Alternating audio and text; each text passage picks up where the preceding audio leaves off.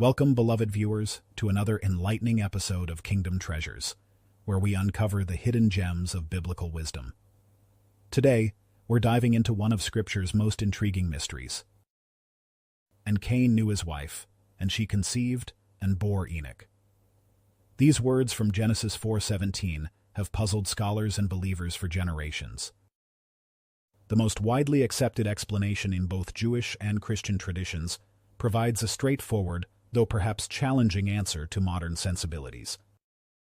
According to the biblical narrative, Adam and Eve were the first humans created by God, making them the progenitors of all humanity. Cain, being their firstborn son, would inevitably marry someone who was related, most likely a sister or niece. In ancient narratives, keeping lineage and bloodlines intact was a crucial cultural element. The purpose of such unions would have been to ensure the continuation of Adam and Eve's line without any outside influence. This perspective not only allows for the continuation of Cain's lineage with his wife, but also offers a view into the underlying belief systems of ancient cultures. A key verse that helps unlock this mystery is found in Genesis 5:4. After Seth was born, Adam lived 800 years and had other sons and daughters. By clearly indicating that Adam and Eve had numerous children beyond Cain, Abel, and Seth, the Scripture opens up the possibility of a much larger familial network. The longevity of early human figures as described in the Bible suggests a period of unprecedented human productivity. This larger family tree underscores the feasibility of a growing human community in that era, capable of expanding far beyond the nuclear family. St. Augustine, writing in the 5th century, directly addressed this question in his work, City of God. He offered an interpretation that reflects the theological and cultural understandings of his time. Explaining that in the earliest days of humanity, marriage between close relatives was both necessary and sanctioned by God, he posited this as essential for the propagation of the human race. Augustine's writings provide a valuable historical perspective, illustrating how early Christians grappled with and interpreted these foundational stories. Ancient rabbinical sources, including the Midrash, offer additional insights, suggesting that Cain and Abel were born with twin sisters, and that Cain's wife was likely one of these sisters. While the notion of sibling marriage might seem troubling to modern readers, it is vital to consider the unique circumstances of humanity's inception.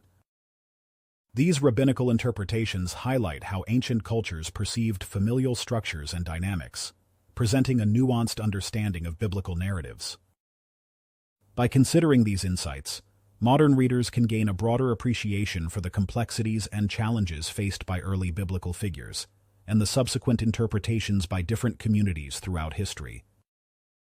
While the traditional interpretation remains the most widely accepted, various historical texts and theological perspectives offer alternative explanations worth exploring.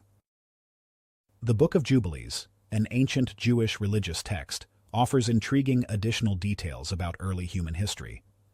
This particular text provides a narrative in which Cain's wife is identified as Awan, who is noted to be his sister. The text goes further by presenting elaborate genealogies and specific timeframes for the early generations of humanity, delving deep into the origins and lineages that are only briefly mentioned in other texts. These genealogies offer a complex view of the familial connections that shaped the earliest human societies. Adding to the Jewish texts, Ethiopian traditional interpretations enrich our understanding.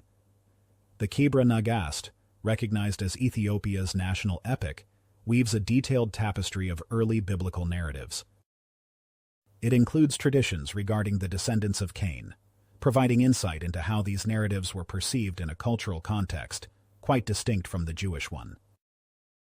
The Kebra Nagast portrays an interpretation of the biblical stories that emphasizes the legacy of Cain's lineage and contributes additional layers to the ancient scripts, reflecting a diverse interpretation of these ancient accounts.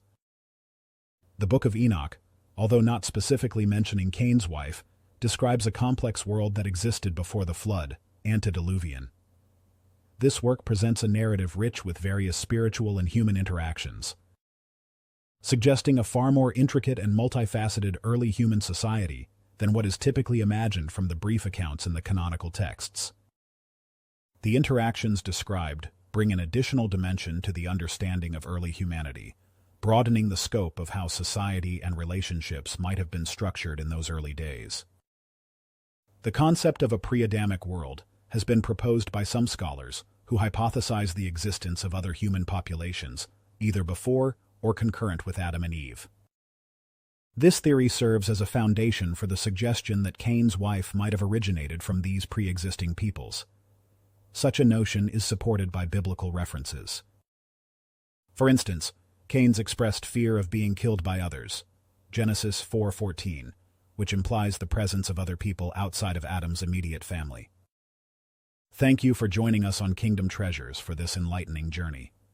If you found value in today's exploration, please consider subscribing to our channel for more biblical insights and discoveries.